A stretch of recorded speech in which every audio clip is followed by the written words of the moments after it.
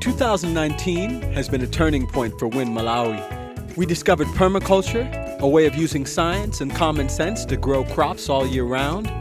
We've discovered concepts like food sovereignty. We now have a road to ending starvation in Mangochi through diligent hard work.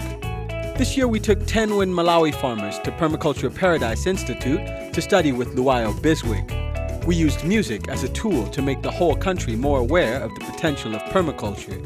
We gave our farmers hope by changing their perspective from a poverty mentality to an attitude of abundance.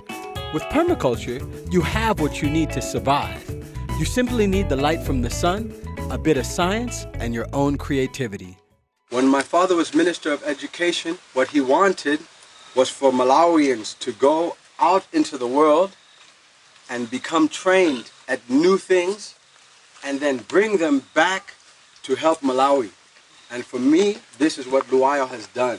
And this is an example of the kind of Malawian that my father dreamed of.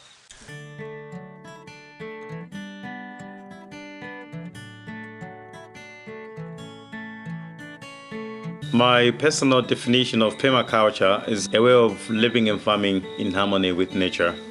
So you can't live without farming. You can't farm without living. The dead doesn't farm. Living people need food. So it's a way of living and farming in harmony with nature. We are designers of systems that lands on the same patterns with nature. We design our systems by mimicking natural processes, natural patterns, natural designs, natural everything. So that's why I define permaculture as the way of living and farming, but in harmony with nature. We are taking lessons from nature, applying them in our daily lives, but harmonized with traditional knowledge, traditional foods, traditional farming practices to produce the food and generate the income that we need as human beings. And surplus goes back to support all the creatures on earth, because everything has an intrinsic worth and we have the responsibility to look after everything that is around us. Without supporting creatures on the earth, then they can in return not support us. But I wanted to do something unique for the nation, for Malawi, and I wanted to leave a legacy for Malawi.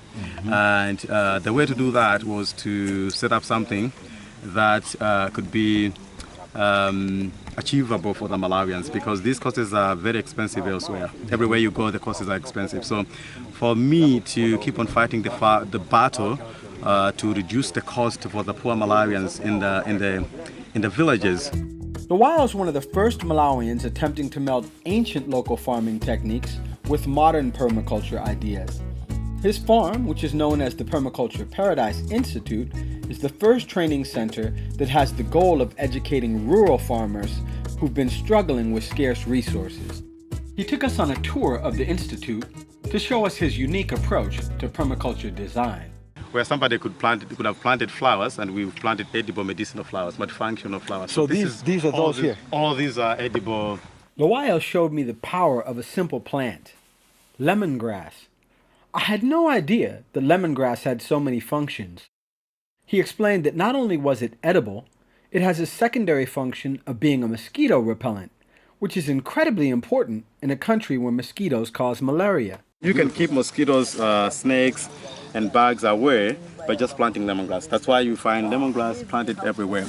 When we are washing the cars, we are irrigating the garden. So the only work you have to do is clean the cars.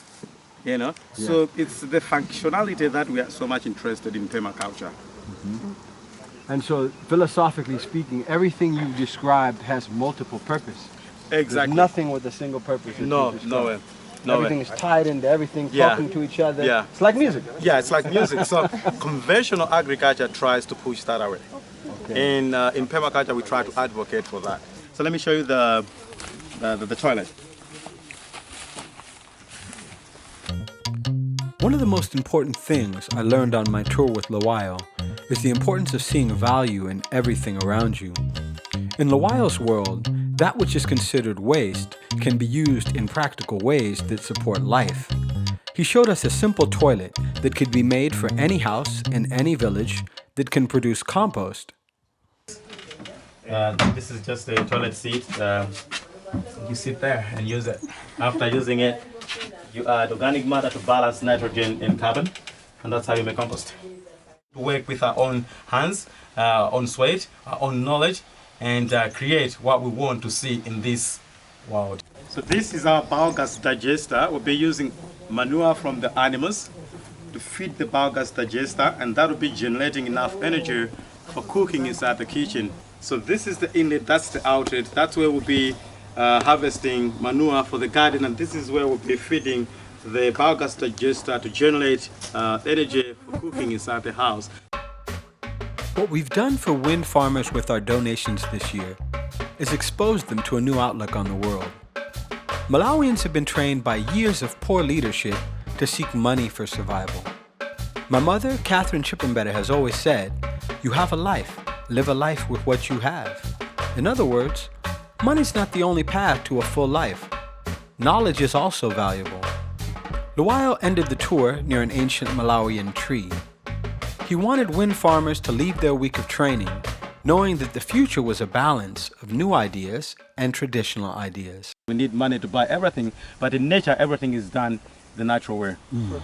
We are protecting traditional knowledge, and that is passed on to the next generations to come. Yeah. Our seeds come from the house to the nursery, to the farm, to the house, to the kitchen, so it's a closed circle. So this helps us to save money. We don't always need money to do agriculture. We are very smart farmers. We don't work hard, we work smart. We are smart farmers. We are not hard workers. I'm happy that we started this relationship with Luwayo, and that hopefully it will continue and many will be inspired to take what he's taught them. And more than anything, the difference between Chippenbetter people and others is that everything Chippenbetter was trying to do was to help other people. So that this that we've learned, people have been saying, "Thank you, Masauko, thank you." That's not the way to thank me. The way to thank me, the way to thank my father, is when I come to your village in 6 months' time, 1 year's time, you have not only used these ideas to help you, but you've taught somebody, and we see you've developed with these ideas, and you've shared them with other people. Because as far as I remember, I don't speak much Chichewa, but one word I know is Umuntu. Yes. And this is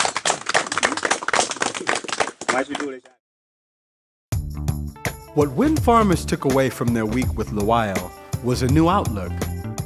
Years of doing things the same way has not lifted them out of poverty. Chasing money has not lifted them out of poverty.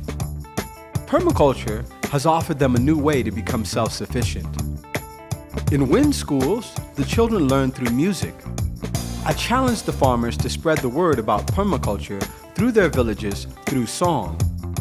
Luwayo, being a musician himself, closed the circle with the song about permaculture. I want to thank the Coyote Foundation for their continued support of Win. Each year, we're getting a little closer to ending poverty in Mangochi. Magaja ilawe mumba,